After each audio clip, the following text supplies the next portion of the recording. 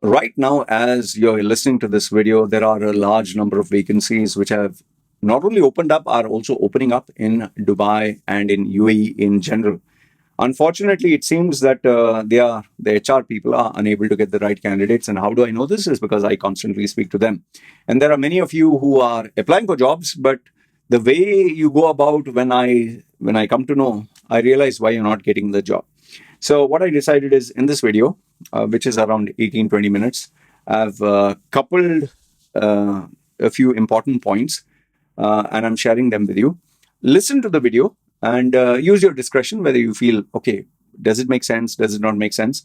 And if you do have doubts after listening to the video, you can either send me an email. If it is a very simple query, I do not charge, I'll just respond to you, or you can send me a WhatsApp message. Having said that, I hope this video adds value to you. So let's start.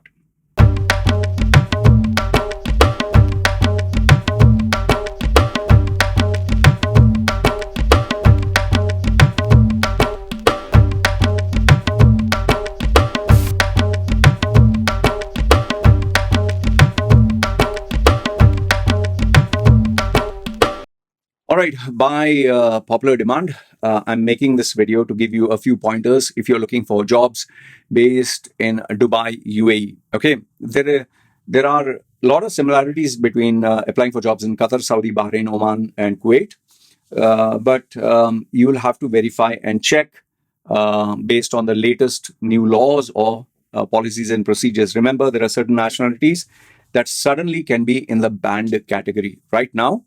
As far as I'm aware, in Dubai, Nepal, because of all that nonsense that happened, nonsense in the sense, all the riots and everything, visas are banned for Nepal.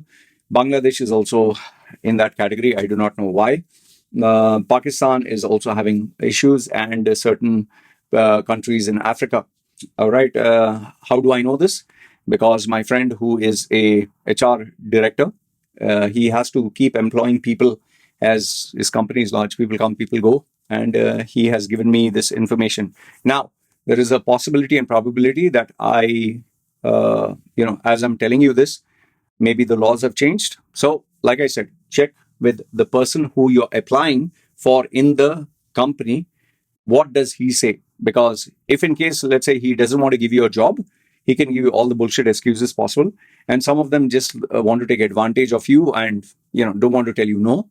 So they can even give you hope. So be very careful. Make sure that you verify from trusted sources. Okay, let me just put an AC, is slightly warm. Okay, so let's start.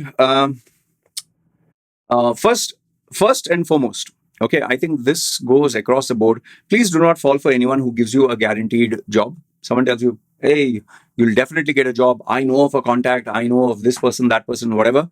And he makes it too good to be true. I've always told you this. If something is too good to be true, it's generally the case. Nobody gives you a free lunch. Okay. Why should he help you? Why doesn't he help his son or daughter or brother or sister? Okay. So if someone gives you something that is too good to be true, make sure that you check with your contact based in Dubai, Abu Dhabi, Alain, Sharjah, Ras Al Khaimah, Fujairah, wherever. What the job is, what the company is. Make them go there and even verify. And sometimes they'll give you fake letterheads. Remember, there is a lot of fake letterheads. There are a lot of fake interviews. People will do anything just to get your money, give you a lot of hopes. And then they'll take you through the process. And before you know it, you have lost everything. I've made multiple videos about it. That's number one. So if something is too good to be true, it's generally the case. It is impossible. Take my word. It is impossible for you to get a job easily. I'm not saying it's impossible to get. It is impossible to get a job. I'm not saying that. It is impossible to get a job easily. Either you have to be one in a billion who just applies and gets a job, or someone is playing the con game with you. I have to say this. There have been one or two instances in my 20 years where someone has taken my service and lo and behold, click, within a week. I made videos of this before. Within a week, that person got a job. Now, the person apparently thought it was because of my greatness. I told that guy very explicitly, you are just the right guy at the right place at the right time with the right employer and the right requirement. Okay. Next one is, please don't think that you're smarter than the system. Don't think that you can fool anybody. You might think you're the only person who knows how to use ChatGPT, DeepSeek, Grok, Perplexity. You might think you're the only person who has a paid subscription of what, $50, $100, $200 a month to make this amazing CV that you put in.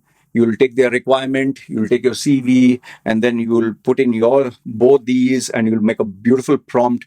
Make sure that I stand out, and I'm qualified for this job, and use a simple day-to-day language, and do not sound very AI. Sound very natural. You can do all this. Just don't think that you're the only one who knows this. Almost every Tom, Dick, and Harry, every college student knows all this. Every person who is applying for a job in Dubai knows this. But more than that is the employer, is the decision maker, because you're applying maybe to that company.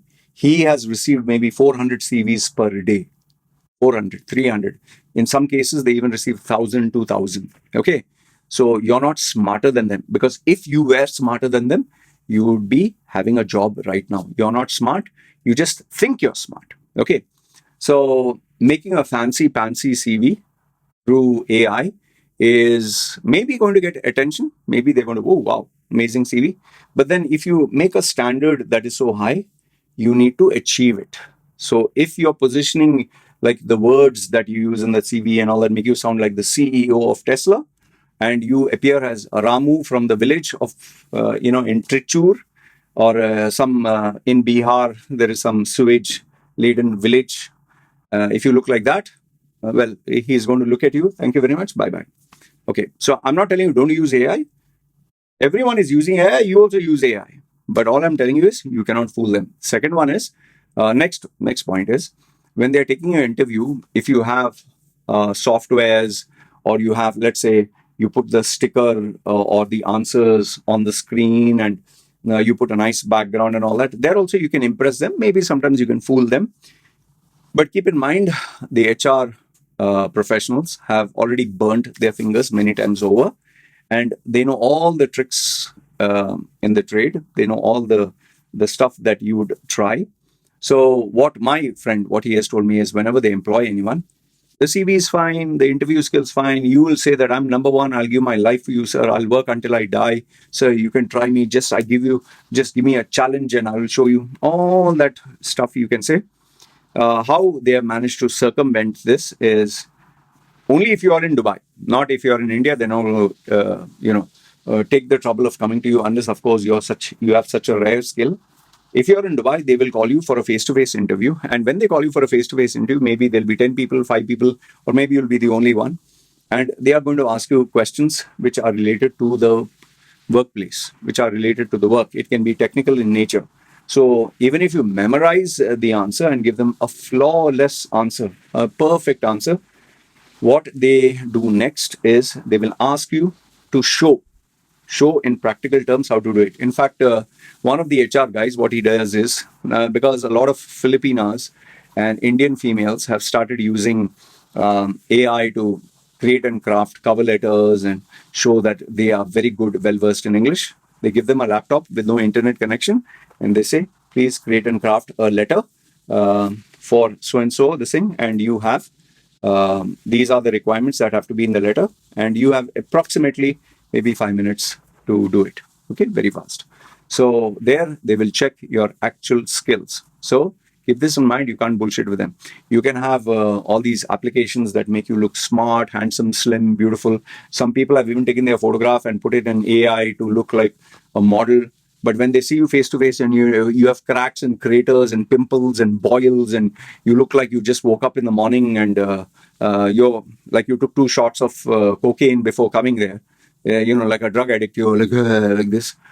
They'll tell you thank you very much. It's like going on a date where the female has used someone else's photograph. Okay. Companies have also started to get smart, because they are aware of the fact that many of you take a job, and when you have a job, you're looking out for other jobs. So they have installed this policy in some of the companies, where you'll be working for 3 months probation, where they'll take a temporary visa for you. And if in case you have your own visa, they are generally not interested in employing you, because people who have their own visas have a I care a damn attitude. They have a contractors or businessman's mentality. They'll work here sometime, then they'll want some other place. Or what they tend to do is they, they have an ego, they have an attitude. Especially if you're a female who's under husband sponsorship, they don't entertain such individuals at all, because through experience, they know for a fact that if you're under husband sponsorship, whatever the husband says goes.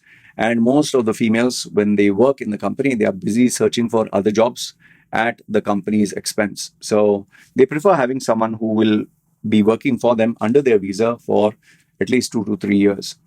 So be mentally prepared that they would take your interviews face to face. They would ask you very generic, not generic, very specific questions. And most of it would be technical nature, where you have to prove what you state. Okay. And if you are offered a job, generally they give you a contractual period. They call it probationary. After which, if you have proved yourself to be consistent and at the level, at the standard that they want, then they might offer you a visa, okay, to work. Otherwise, it is thank you very much, shake hands, bye bye. A couple of cautionary points I want to give you is there are a lot of companies who will employ you, promise you the sun, moon, and stars.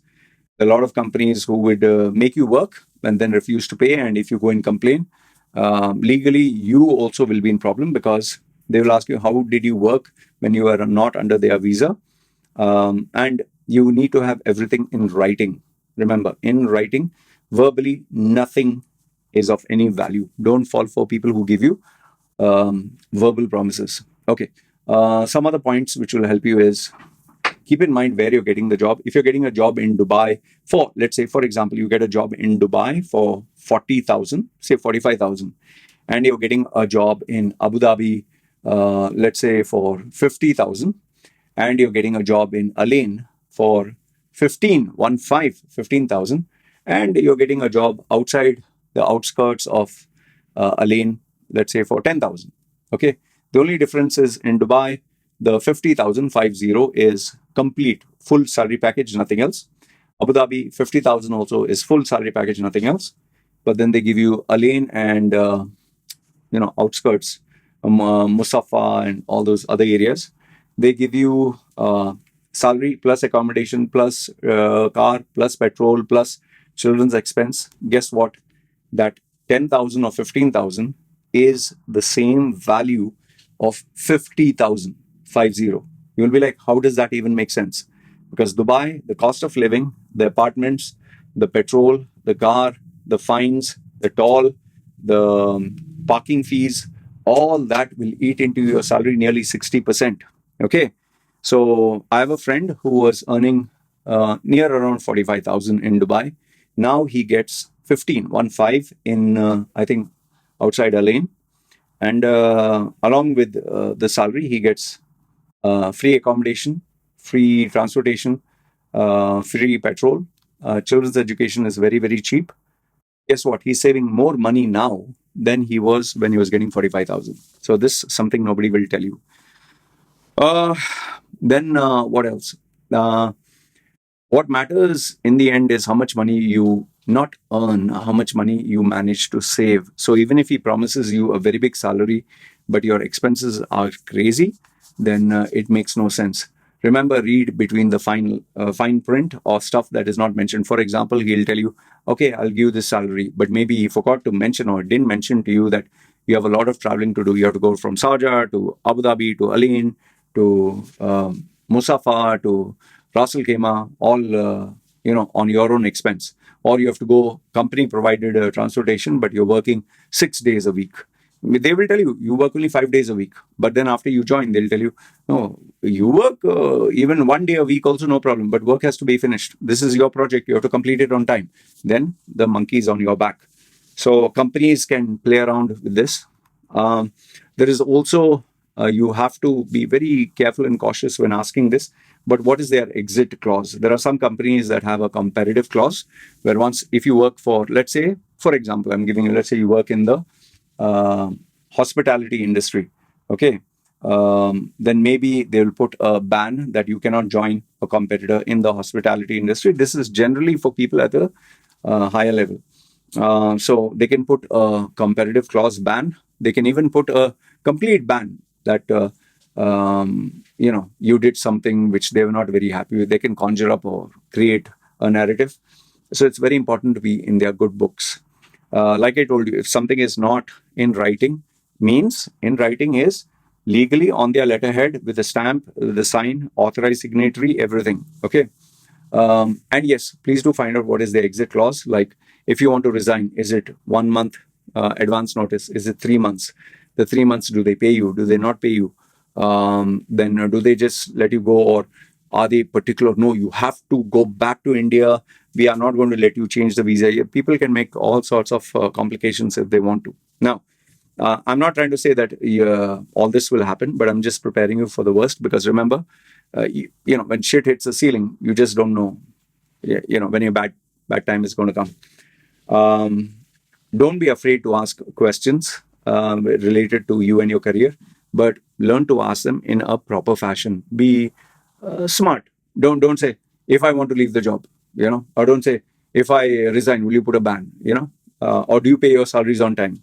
There's a way, manner, and decorum of how to ask. Please don't bring your Indianishness to the company. Specifically, yes sir, no sir, acha sir, okay, and don't put your. Some of them even put their religious icons or tika and this and that, and understand the culture of the company that you're working with. There is right now a massive disconnect between what the candidates are showing, what the employers are expecting, but there are a lot of vacancies, there are a lot of jobs.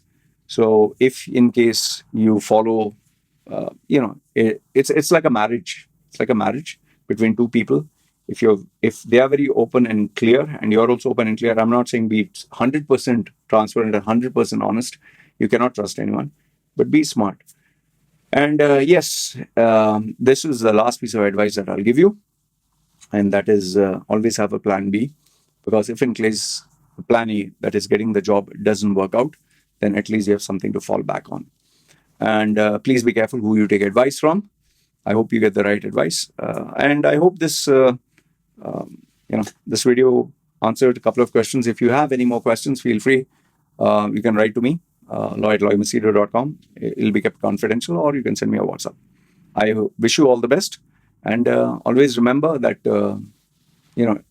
through experience, you'll come to know what is right, what is wrong, because end of the day, nothing replaces experience. All right, you guys take care. This is me signing off. Yeah, bye.